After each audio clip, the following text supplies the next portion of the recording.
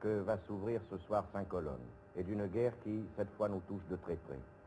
Sur cette carte, en effet, s'inscrit le drame qui déchire, depuis près d'un mois maintenant, une région du monde à laquelle, par bien des fibres, nous, Français, demeurons attachés, le Maghreb algéro-marocain.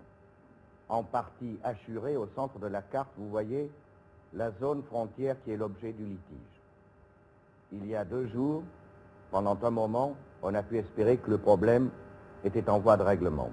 Hélas, cela n'a pas duré longtemps, vous le savez, on vous l'a dit tout à l'heure au journal télévisé, le cessez-le-feu, chèrement négocié à Bamako, n'aura duré que quelques minutes, aussitôt après lesquelles les combats auront repris plus acharnés que jamais, et surtout dans une région que jusque-là, ils avaient en partie épargnée, vers le nord, à Figuig, que vous voyez sur la carte.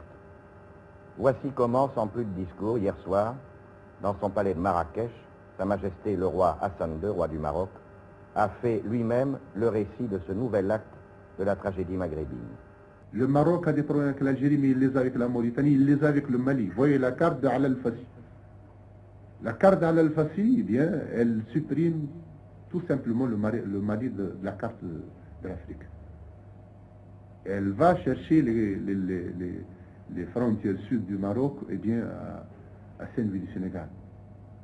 Lorsque l'explosion de Reagan a eu lieu, la dernière, le Maroc a protesté auprès de la France parce que l'explosion a eu lieu sur son cette fois. Et nous a demandé de nous associer à sa protestation. Donc le plus important pour vous,